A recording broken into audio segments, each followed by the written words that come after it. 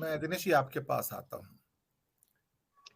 एक ही शब्द में कहूंगा, इस नए भारत में ईमानदारी गई तेल लेने।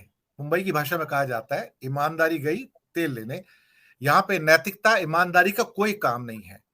आप जितने बड़े फ्रॉडस्टर हैं, आप जितने बड़े क्या बोलते हैं कि गबन करेंगे, जितनी बड़ी मिलीभगत या घोटाले करेंगे, उतने ही आप सत्ताधीशों के नजदीक भी रहेंगे। आपको एमपी के टिकट मिलेंगे, मिनिस्टरों की आपको पोस्ट मिल जाएंगी, हो सकता है आप मुख्यमंत्री भी बन जाए।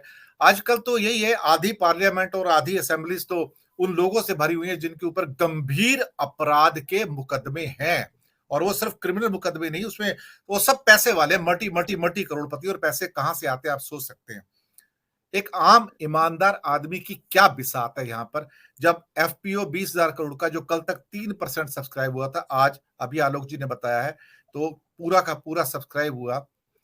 जब सत्ता खुद ही एक फ्रॉडस्टर को देखा जाए तो मैं तो ओपनली कहूंगा कि पूरी दुनिया उसके आगे कह रही है और मान रही है। और जो गोडा के पावर प्लांट में वहां पे झारखंड में उसने किया है वो जग जाहिर है, पूरा का पूरा मैनिपुलेशन के अलावा कुछ है ही नहीं वो। और वॉशिंगटन पोस्ट में उसकी पूरी रिपोर्ट्स भी थी। तो फिर एक ये नैतिकता, ईमानदारी, मूल्य, मोरालिटी, ये सब बेकार की बातें किताबों से निकाल के फेंक देनी चाहिए दिनेश जी। सर, पिछले लंबे अरसे से अडानी की ग्रोथ को हम सभी देख रहे हैं और इस ग्रोथ में जो अनएक्सपेक्टेड चीजें हो रही हैं वो एक्सपर्ट्स जो हैं इस फील्ड में, कॉर्पोरेट में, स्टॉक एक्सचेंजेस में, और फॉर्चुनेटली कि हमारे पास अपोजिशन के मेंबर पार्लियामेंट महुआ मोइत्रा वहां पर हैं, जिन्होंने लगभग 1.5 साल पहले ये एक खुलासा कर दिया था कि ये जो कुछ हो रहा है ये सही नहीं हो रहा है। उन्होंने 26 जुलाई को ये लेटर लिख दिया था और फाइनेंस मिनिस्टर को, आरबीआई को, सीबीडीटी को, ईडी और डीआरआई सबको उन्होंने कम्युनिकेट किया। और वही आपकी बात बार बार आती है बात कि उसके जवाब में जो जवाब आता है उनको मिलता है कि आपके जो आरोप हैं उन पर अभी हम लॉजिकल कंक्लूजन पर नहीं पहुंचे हैं। और अगर उनका साथ में एक उनको ये भी निर्देश दिया जा रहा है कि अगर आपको ये जो जवाब है हमारा, इससे if you are not satisfied with this, तो आप सेबी के डायरेक्टर से डायरेक्ट कम्युनिकेट कर सकते हैं और इसमें जानकारी ले सकते हैं। यानी सरकार उससे अपना हाथ खींचती हुई एक दिखी। पर सेबी ने इसमें जांच प्रारंभ की थी और स्कटल कर दी गई, दबा दी गई सर। वही, लेकिन एक दूसरा जो पहलू है इसमें, जो मुझे ऑब्जर्वेशन मेरी आती है, ये कि अडानी हर किसी चीज के ऊपर मोनोपोलाइज क्यों करने की कोशिश करते हैं। वो मतलब ये चाहते हैं कि देश में दूसरा कोई घराना, व्यापारी घराना जो है वो काम ही ना करे, जो कुछ करें वही करें। जैसा आप बार बार कहते हैं कि अडानी बेच क्या रहा है, उन्होंने उनका उनको वो कोई हार्ले डेविडसन नहीं बेच रहे, वो कारें नहीं बेच रहे, वो टोयोटा के नहीं है, वो यहाँ के ये नहीं है, और वो दुनिया के दूसरे सबसे अमीर आदमी बन जाते हैं। हैरत की बात यह है, देखिए सरकार किस तरह से फेवर कर रही है। देश में तेल का इशू खड़ा हुआ, तेल महंगा होता जा रहा है, या बीच में जो वॉर का सिचुएशन बनी तो रशिया से ऑयल आ रहा है, कंट्री में आ रहा है, और कंट्री में बिना बिके वो दूसरी कंट्री को एक्सपोर्ट हो रहा है। वो देखिए, ये सिर्फ एक दलाली का पैसा इकट्ठा हो रहा है ना, उसके अलावा तो कुछ नहीं हो रहा है।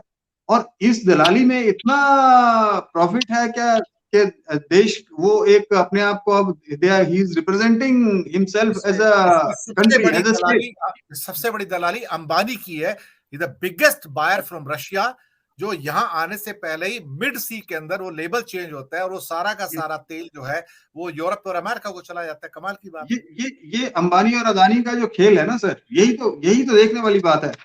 इसमें मैं दिनेश जी का एक एड ऑन करना चाहूंगा कि इसमें अंबानी तो कमा रहे हैं, लेकिन सरकार ने भी विंडफॉल टैक्स लगाकर बहती गंगा में खूब हाथ धोया है। जी बिल्कुल।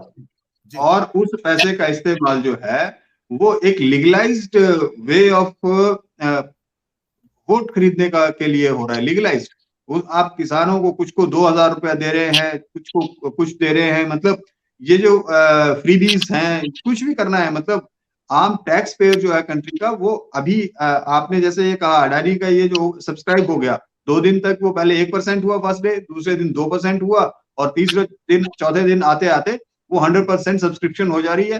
वो कहाँ से? ये इंस्टीट्यूशनल और आम जो बायर है टैक्स इसका स्टॉक एक्सचेंज का जो शेयर्स की जो ट्रेडिंग का काम है, जो रिटेलर है, वो उसको नहीं खरीदा। आम आदमी उसमें हाथ ही नहीं डाल रहा है, वो उससे बचाव कर रहा है, इसीलिए वो नहीं हुआ उसका सब्सक्रिप्शन। लेकिन जहां तक लगता है ये है कि गवर्नमेंट का उसमें एनफोर्स किया गया, बैंकिंग इंस्टीट्यूशंस को एनफोर्स किया गया और इंस्टीट्यूशनल बाइंग हुई है उसकी, सब्सक्रिप्शन जो कुछ हुआ है। तो ये सीधा सीधा ये धन किसका आया? अबू धाबी का भी 3200 करोड़ आया है। अबू धाबी की जो होल्डिंग कॉर्पोरेशन है उनका भी आया है 3200 करोड़। ये पैसा है कहाँ से? ये पैसा फिर टैक्स पेयर का है, जो बैंकों में बेचारे लोग सब जमा कर रहे हैं, और बैंक अगर वो खुद नहीं खरीद रहे हैं तो बैंक उनके पैसे से खरीदने लग पड़ रहा है। ये तो एक बात यहाँ पे मैं ऐड कर दूं दिनेश जी, कि इनकी बहुत सारी शेल कंपनियां हैं मॉरिशस में, सेंट किट्स के अंदर, पैसे का बंदोबस्त कर रही थी 2-3 दिन से, ऐसा लगता है। और उन्होंने बाद में पैसा ट्रांसमिट हुआ है और वो वाया इंस्टीट्यूशनल इन्वेस्टर यहाँ पे इन्वेस्ट किया गया जान बचाने के लिए, दिखाने के लिए कि हमारे पास बहुत सपोर्ट है। But this is all shell company money, let me tell you. देखिए सर, इसी कंपनी को 2.5 लाख करोड़ का लोन जारी हो जाता है इसी सरकार के दौरान। देखिए, नीरव मोदी 20,000 करोड़ लेकर गायब हो जाते हैं, विजय माल्या 10,000 करोड़ लेकर गायब हो जाते हैं, ललित मोदी 3,000 करोड़ रुपए लेकर गायब हो जाते हैं, नितिन सजेत्रा 6,000 करोड़ लेकर चले जाते हैं, और तो और जो इनके चहेते इंडस्ट्रियलिस्ट हैं या कॉर्पोरेट हाउसेस हैं, उनके 11 लाख करोड़ रुपए माफ कर दिए जाते हैं। ये किस तरफ को जा रही है सरकार? मतलब आपका जो बफर्स फंडिंग है, आपने आरबीआई से फंड निकलवा लिया, आप देश को बिल्कुल खोखला करने की सोच कर चल पड़े हुए हैं कि किसी के पास कुछ रहे ही नहीं। आम आदमी खोखला तो हो चुका है। अगर 82 करोड़ के पास खाने को रोटी नहीं है तो खोखला तो हो चुका है। और मैं इनकम टैक्स के फिगर आपको बता देता हूं जो इस साल के फाइल हुए हैं। 6.5 करोड़ रिटर्न फाइल हुई है इस साल, जो कि 2019 के बराबर है 2023 तक आते आते। और सिर्फ 1 करोड़ 50 लाख ने टैक्स भरा है। यानी कि सिर्फ इंडिया में 1 करोड़ 50 लाख लोग ऐसे हैं जिनकी मासिक आय 40,000 रुपए से ऊपर है, मैं आपको पहले बता दूं। और 5 करोड़ बाकी के जो 5 करोड़ लोग ऐसे हैं जिनकी मासिक आय 2.5 लाख और 5 लाख के बीच में है, जिन्होंने नील रिटर्न टैक्स फाइल की है। तो ये टोटल खाका है 6.5 करोड़ का। जी सर, कुल मिलाकर आम आदमी की हम जब बात करते हैं, हम इतने बड़े कॉर्पोरेट्स ये सब क्या कर रहे हैं, कुल मिलाकर लास्ट में अफेक्टेड आदमी कौन है? आम आदमी अफेक्टेड है सर। उसका गला घोंटा जा रहा है, उसके पास सामान्य जीवन जीने के लिए सरमाया नहीं बच रहा है। कुल मिला आप कुछ भी करेंगे। अडानीज का मैं एक और एग्जांपल आपको देना चाहता हूँ। हिमाचल में बैठा हूँ, अडानीज यहाँ क्या करते हैं, यहाँ पर अभी उन्होंने 2 सीमेंट प्लांट बंद किए हैं, 30,000 फैमिलीज वहां पर इफेक्ट हुई हैं। रीजन छोटा सा कि टैरिफ को लेकर एक छोटा सा एक्सक्यूज उनके पास मिला, लेकिन इससे भी बड़ी इंपॉर्टेंट बात यह है कि वो ये मुद्दा खड़ा क्यों किया उन्होंने। आने वाले 1-1.5 साल में उनके जो सीमेंट प्लांट्स हैं उनके करीब रेलवे लाइन पहुंच रही है।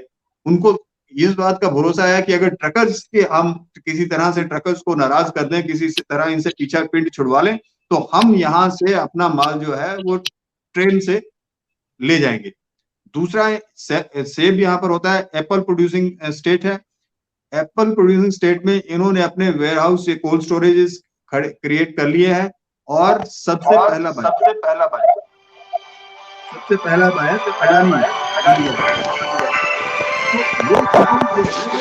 आम आदमी के हित में अडानी काम नहीं कर रहे हैं, और दूसरा पहलू ये है कि सरकार इनके साथ खड़ी है। और ये बार बार अब ये हुआ, सर ने बहुत अच्छी बात कही है आलोक जी ने, कि अभी तक तो ये देश का रिटेलर जो है, जो रिटेल बायर है, उसने हाथ पीछे खींचे हैं। दूसरी कंट्रीज में जब ये लोग काम कर रहे हैं, वहां पर उनका कॉन्फिडेंस बिल्डिंग जो है अब पॉसिबल नहीं है। हिंडनबर्ग ने जो एक्सपोजर किया है उसका इशारा आज से 1.5-2 साल पहले बहु मोत्रा ने कर दिया था।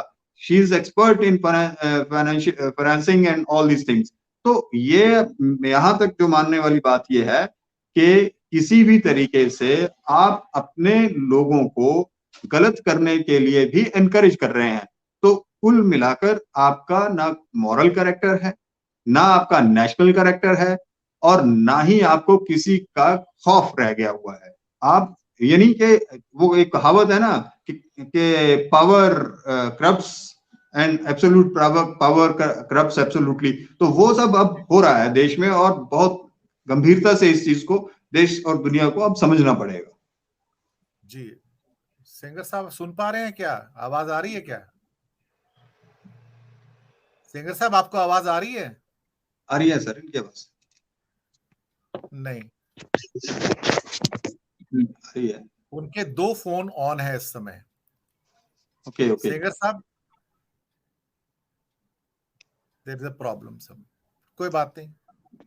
आई think he is not able to hear us. उनका शायद पिक्चर भी स्टेबलाइज नहीं हो रहा है। सेंगर साहब आप सुन पा रहे हैं? आप अपना एक फोन ऑफ कर दीजिएगा प्लीज। आपके 2 चल रहे हैं यहाँ पर, इसकी वजह से एक में पिक्चर आएगी, दूसरा करूंगा तब उसमें से साउंड आएगी, नहीं तो 2 इकट्ठे नहीं हो सकते एक साथ में। वो दोबारा आ जाएंगे। तो कुल मिलाकर अब सोचने वाला जो पहलू है दिनेश जी, वो यही है कि मसला किधर को जा रहा है देश का। नेशनल कैरेक्टर खत्म हो गया है, नेशनल इकोनॉमी बर्बाद हो रही है, लेकिन अभी भी ये लोग इस चीज से बाज नहीं आ रहे हैं। अभी हो सकता है आने वाला इलेक्शन 2024 का फिर से उसी फॉर्मेट पर ये लोग कर लें काम, लेकिन कभी ना कभी जो जितनी तेजी से सूरज ये चढ़ रहा है, इसको